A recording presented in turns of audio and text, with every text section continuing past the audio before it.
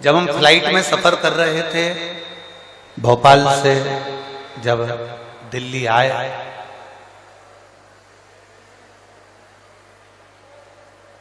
तो जिस समय फ्लाइट से नीचे उतरते समय एक लड़के ने एक प्रश्न किया, बड़ा अच्छा प्रश्न है, आपके और हमारे जीवन की सिद्धता को सिद्ध करता है। प्रश्न बहुत अच्छा है। उस लड़के ने प्रश्न किया,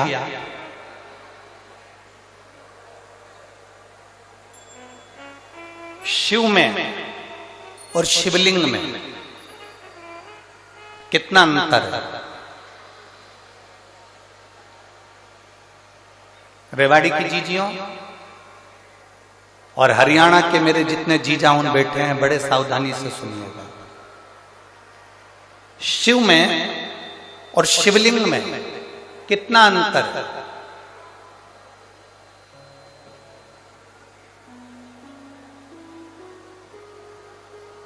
दिल्ली में कोई विवेक बिहार का वो लड़का था जिसने वो प्रश्न किया था और हमने उस बच्चे से कहा था कि अगर बन सके तो पहले दिन की कथा जरूर सुनना रेवाड़ी की। उस कथा में हम वर्णन करेंगे कि शिव में और शिवलिंग में कितना अंतर है। घर के अंदर भगवान शंकर की मूर्ति नहीं रखाती है, घर के अंदर भगवान शंकर का शिवलिंग रखा था।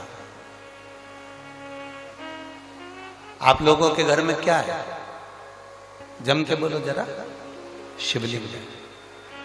मूर्ति में और शिवलिंग में अंतर क्या है?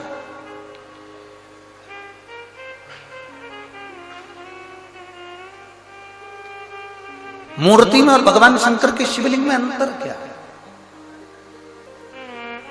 सबसे पहला अंतर तो आप अगर देखेंगे तो रावण का चरित्र उठाकर देखिए कि शिव जी में और शिवलिंग में क्या अंतर है। रावण भगवान शंकर के कैलाश धाम को शंकर जी के समेत उठा लेता है।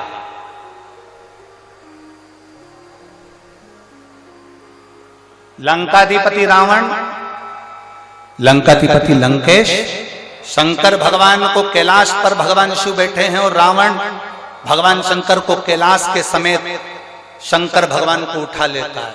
बोलो उठाता है कि नहीं उठाता? जम के बोलो जरा। उठाता है ना?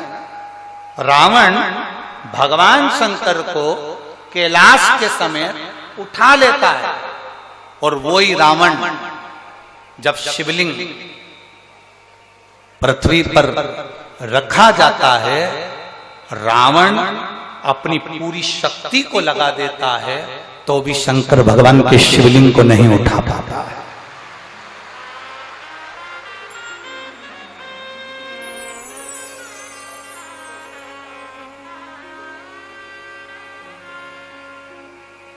शिवलिंग नहीं उठा पाया, भगवान शंकर के शिवलिंग को नहीं उठा पा रहा, भगवान शंकर के शिवलिंग को नहीं उठा पाया। रावण शिव को उठा लिया, रावण ने कैलाश पर्वत को उठा लिया, पर रावण शिवलिंग को नहीं उठा पाता।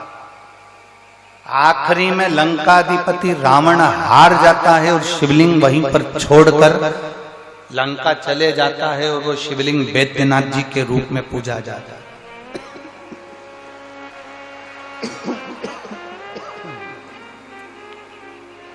अंत में वो शिवलिंग बैद्यनाथ जी के रूप में पूजा था।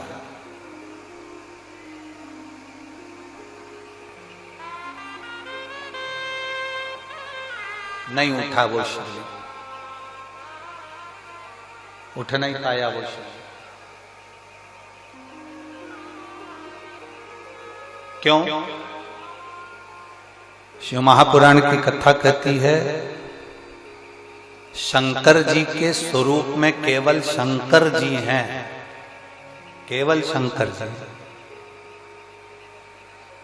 शंकर जी के स्वरूप में केवल शंकर जी हैं और शिवलिंग का जो स्वरूप है उसमें केवल शंकर जी नहीं है, उसमें गणेश जी भी बैठे हैं, कार्तिकेय जी भी बैठे हैं, अशोक सुंदरी भी बैठी है, पार्वती जी भी हैं, शंकर जी भी हैं, जया, विषहरा, श्यामली बारी, दौतली, जया, ये सब भगवान शंकर की 5 लड़कियां, भगवान शिव की 5 बेटियां, गणेश, कार्तिकेय, अशोक सुंदरी, देवी, और शंकर भगवान की परिधि में जहां जल निकल रहा है उस स्थान पर 33 कोटि देवी देवता।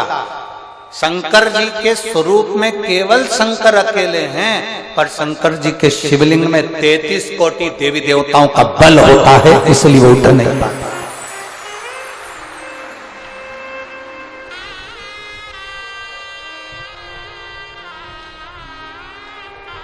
ब्रह्मा जी की पूजन करने के लिए कहीं नहीं जाना, भगवान विष्णु की पूजन करने के लिए कहीं नहीं जाना, इंद्र की पूजन करने के लिए कहीं नहीं जाना, गरुड़ वरुण की पूजन करने के लिए कहीं नहीं जाना, नवग्रह देवता की पूजन करने के लिए कहीं नहीं जाना, एक एक देवता की कुल देवी, पितृदेव, वास्तुदेव, आहुतदेव, वासुकी देव, ये सारे देवताओं की पूजन करने के लिए कहीं नहीं जाना।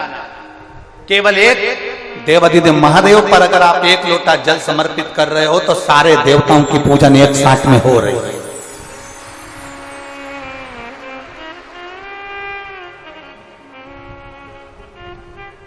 शिव को उठाना सरल है पर शिवलिंग को उठाना कठिन। और दूसरा प्रसंग आया, आप लोग वृंदावन के नजदीक में रहते हैं, ब्रज की भूमि के करीब में है रेवाड़ी, गोवर्धन बाबा के नजदीक में आप निवास करते हैं। राजा कंस, जिस कंस ने अपना उपद्रव मचाया, जिस कंस ने सब कुछ अपना बना लिया, जिस कंस ने अपनी बहन को कारागार में डाल दिया, जिस कंस ने अपने दामाद को कारागार में डाल दिया, जो कंस भगवान कृष्ण का द्रोही बन गया, वो कंस महेंद्र पर्वत पर जाकर, जिस जगह पर भगवान परशुराम बैठकर तप साधना करते हैं, कंस परशुराम भगवान को पर्वत के साथ में उठा लेता है। वो कंस, वो राजा कंस महेंद्र पर्वत पर परशुराम भगवान को महेंद्र पर्वत के समेत उठा लेता है, महेंद्र पर्वत के समेत।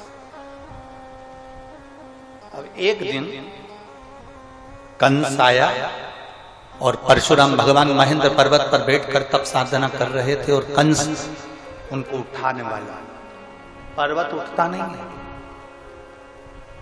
कंस जब भी महेंद्र पर्वत पर जाता था परशुराम भगवान को पर्वत के समेत उठा लेता था, पर आज पर्वत उठा नहीं। कंस ने एड़ी से चोटी तक का बल लगा लिया पर वो महेंद्र पर्वत नहीं उठा और ना परशुराम भगवान उठे।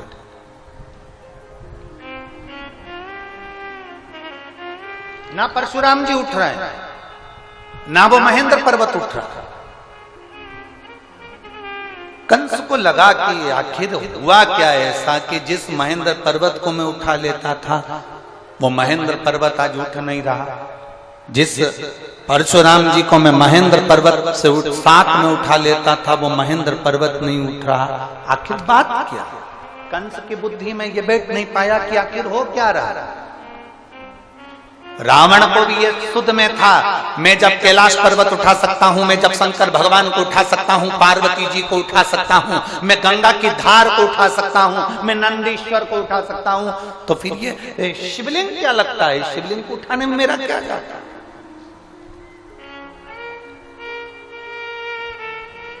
पर्वत को उठाना सरल है, शंकर भगवान को उठाना सरल है, पार्वती जी को उठाना सरल है, नंदी को उठाना सरल है, पर शिवलिंग को उठाना कठिन है क्योंकि उसमें सारे देवताओं का बल और तत्व प्राप्त हो गया है, सब कुछ है उसमें।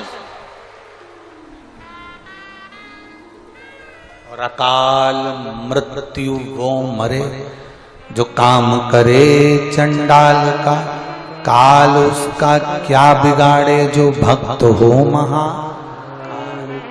जो शिव का उपासक उसको क्या भय, या मेरी रेवाड़ी की इतनी सारी जीजियां बैठी हैं, इतने सारे जीजा बैठे हैं, इतनी सारी बेटियां, इतने सारे बेटा बैठे हैं, मेरी माताएं यहाँ पर विराजमान हैं।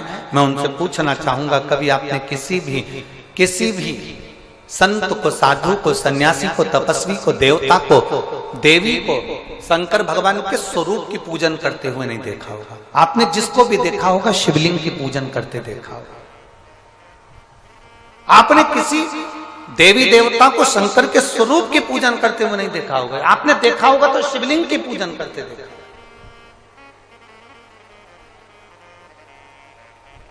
कारण क्या है? उसका एक कारण, प्रदोष, शिवरात्रि, सोमवार की अष्टमी। प्रदोष भी हर महीने आती है, शिवरात्रि भी हर महीने आती है, सोमवार भी हर महीने 2, 3, 4, 5 पड़ी जाती है। सोमवार की अष्टमी जरूर साल भर में 4 या 5 आती है। सोमवार, प्रदोष, शिवरात्रि, सोमवार की अष्टमी, ये वो तिथियां हैं, ये वो वार हैं। अगर कोई भूल से भी शंकर भगवान के शिवलिंग का निर्माण करता है या अपने घर में रखे हुए शिवलिंग पर शमी पत्र को समर्पित कर देता है तो जिंदगी में उसका बाल बांका हो ही नहीं सकता है। प्रदोष के शमी पत्र में बल होता है, प्रदोष के शमी पत्र में। मैं सुनील जी को धन्यवाद दूंगा, आपको बहुत बहुत साधुवाद। ये 5 दिन की कथा में 22 तारीख को प्रदोष पड़ रहा है और बाबा की कृपा है आप पर, जो ये प्रदोष के समय पर भी कथा चल रही है। कथा का समापन 23 को है पर 22 को प्रदोष पड़ जाएगा।